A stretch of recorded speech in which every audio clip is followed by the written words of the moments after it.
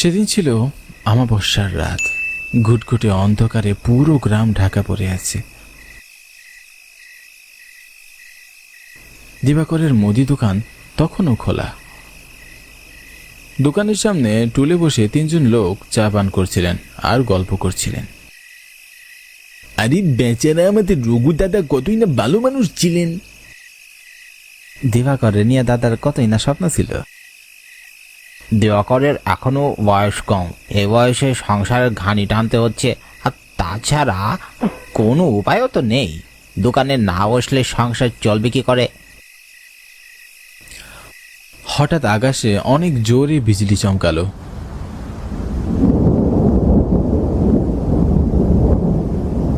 সাথে ঝিরিঝিরি বৃষ্টি পড়তে লাগলো। দোকানে থাকা লোকজন যে যার মতো বাড়ির দিকে দৌড় দিল।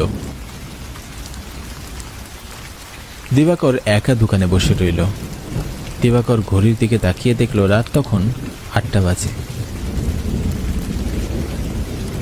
এই বৃষ্টির রাতে আর কোনো কাস্টমারও তো আসবে না বলে মনে হচ্ছে। আমি বরং বাড়ি ফিরে যাই তাহলে। দিবাকর একথা বলতেই মুষলধারে বৃষ্টি শুরু হলো।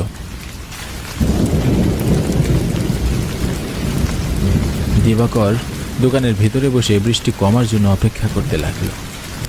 হঠাৎ দিবাকর তার বাবার চিৎকার শুনে চমকে উঠল। দিবাকর, দিবাকর, বাবা এইদিকে আয়, আমি পানিতে ডুবে মারা যাচ্ছি, আমাকে বাঁচা বাবা। দিবাকর দৌড়ে দোকান থেকে বাইরে বের হয়ে গেল এবং পুকুর পাড়ে ছুটে গেল।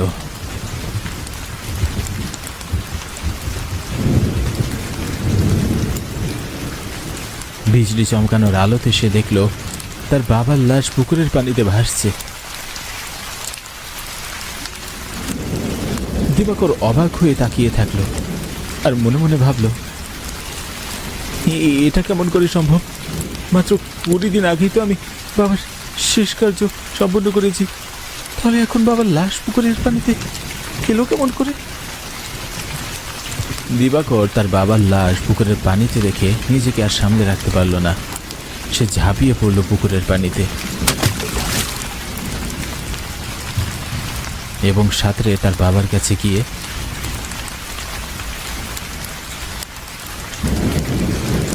তাকে টেনে পুকুরের পানি থেকে তুলে আনলো। এ কি? দিবাকর অবাক হয়ে তাকিয়ে দেখল এটা তো তার বাবার লাশ নয়, ইনি তো অন্য কেউ। ভয় এসে কিছুটা দূরে সরে দাঁড়ালো। এটা কি করে সম্ভব?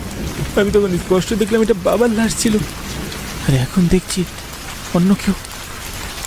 এই পুকুরে কি হচ্ছেটা কি এসব? কিছুদিন আগে এখানে বাবার লাশ পাওয়া গেল, আর আবার এই ভদ্রলোকের লাশ। ওনার পোশাক দেখে তো মনে হচ্ছে উনি অনেক ধনী পরিবারের সদস্য। বেশ গোছানো পোশাক পরেছেন। আগে কখনো এই ভদ্রলোককে তো আমাদের গ্রামে দেখেছি বলে মনে হচ্ছে না। দিবাকর এসব ভাবছিল, হঠাৎ লাশটার চোখ খুলে যায়।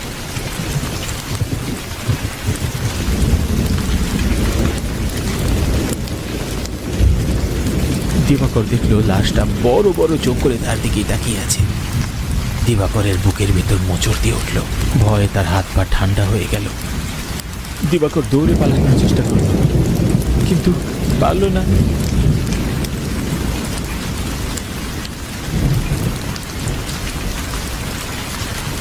লাশটা ধীরে ধীরে পুকুরের পানিতে চলে যাচ্ছে। ঠিক পুকুরের মাঝখানে গিয়ে পানির উপর লাশটি দাঁড়ালো আর খুব ভয়ঙ্করভাবে হাসতে লাগলো।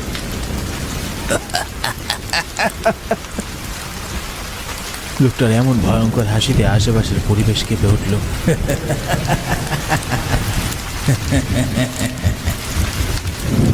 দিবাকরের বুকের ভেতরের প্রাণ পাখিটা দুক দুক করতে লাগলো। ভয়ে গলা শুকিয়ে গেল। কোথায় পালাবি? তোর পালানোর তো কোনো পথ নেই। তোর পরিবারকে আমি শ্মশান বানিয়ে ফেলবো। দিবাকর তার গায়ের সমস্ত শক্তি দিয়ে দৌড়ে পালানোর চেষ্টা করলো, কিন্তু সে বারবার ব্যর্থ হচ্ছিল। একটা সময় সে লক্ষ্য করলো লোকটা ধীরে ধীরে হাওয়ায় মিশে যেতে লাগলো এবং অদ্ভুতভাবে বৃষ্টি থেমে গেল। দিবাকর আরো বেশি চিন্তিত হয়ে পড়ে। এমন হঠাৎ করে বৃষ্টি থেমে গেল কেন? লোকটাকেও তো দেখা যাচ্ছে না। আমি বরং এখন দোকান বন্ধ করে বাড়ি চলে যাই, এখানে আর একা থাকা ঠিক হবে না। দিবাকর দোকান বন্ধ করতে সাহস করে এগিয়ে যায়।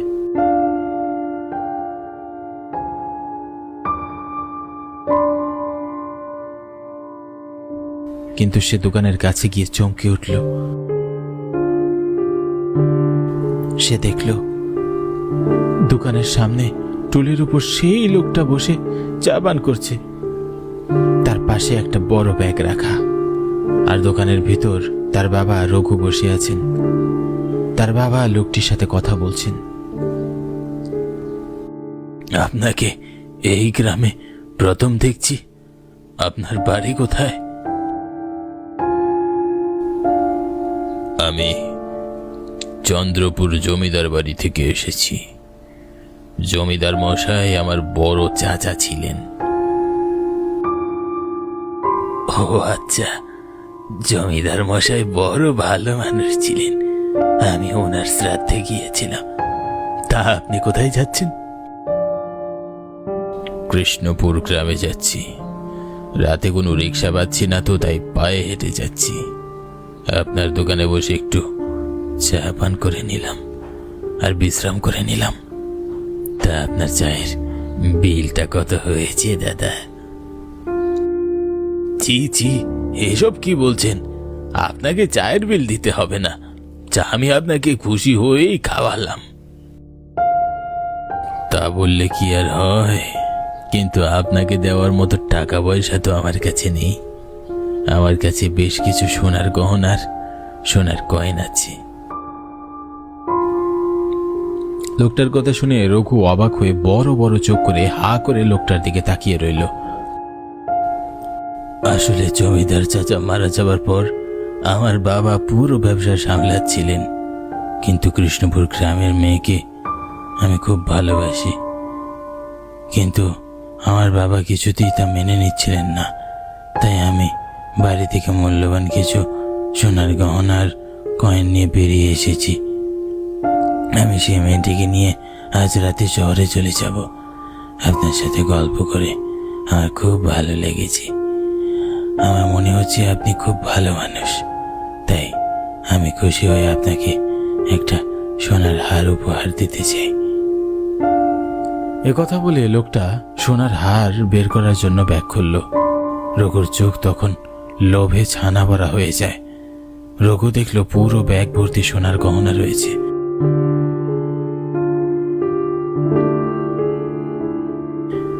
লোকটা একটা সোনার হার নিয়ে রঘুকে দিলেন, তারপর বিদায় নিয়ে যাচ্ছিলেন। রঘুর চোখ তখনও লোভে ছলছল করছিল। রঘু মনে মনে ভাবল, এরকম একটা সোনায় ভরপুর ব্যাগ যদি আমি পাই, তাহলে আমার 10 বংশ খেয়ে তা শেষ করতে পারবে না। রঘু তার লোভ সামলাতে পারল না। সে লোকটির পিছনে পিছনে যেতে লাগলো এবং পিছন থেকে লোকটির মাথায় জোরে আঘাত করল। লোকটি ছটফট করতে লাগলো। বৃদ্ধ রঘু নির্মমভাবে লোকটিকে হত্যা করল। তারপর লোকটির মরা দেহ পুকুরের পানিতে ফেলে দেয় আর সোনা ভর্তি ব্যাগটা নিয়ে দোকানের ভিতরে চলে যায়।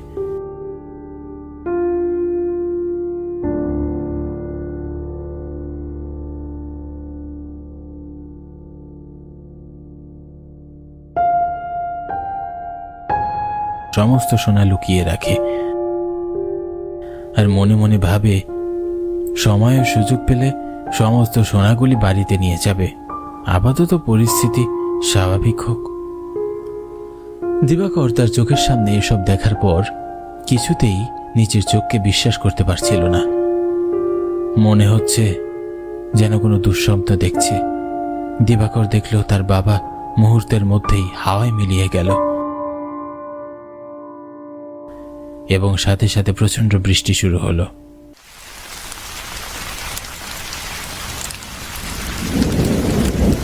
দিবাকর অবাক হয়ে বলল, হঠাৎ করে এমন আবার বৃষ্টি শুরু হলো কেন? দিবাকর অনুভব করলো কেউ একজন খুব শক্ত করে তার হাত চেপে ধরে রেখেছে। সে চমকে উঠল। দিবাকর দেখল তার বাবা যে লোকটিকে হত্যা করেছিল সেই লোকটি তার হাত চেপে ধরেছে। ভয়ে দিবাকর ধর করে কাঁপতে লাগলো। লোকটি খুব কর্কশভাবে বলল, তোর বাবা আমার সাথে এমন নির্মম কাজ করেছে, তোর বাবার জন্য আমি আজ বেঁচে নেই। আমি তোর বাবার বংশকে নির্বংশ করে ছাড়ব। আজ আমি তোকে মেরে ফেলবো।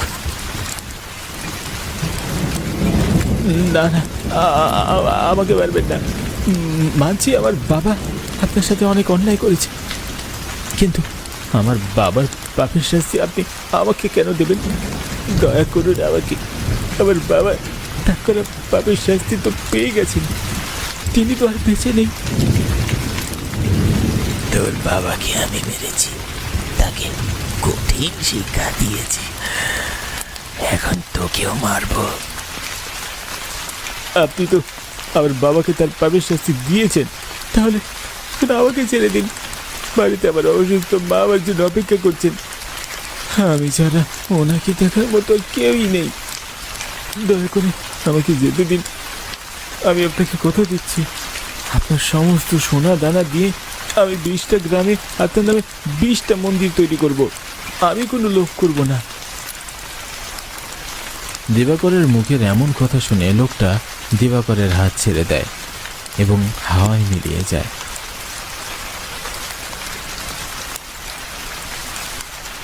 তারপর দিবাকর তার বাড়িতে ফিরে যায় এবং তার মাকে সমস্ত ঘটনা খুলে বলে। কিছুদিনের মধ্যে দিবাকর তার কথা মতো 20টা গ্রামে 20টা মন্দির তৈরি করতে শুরু করে।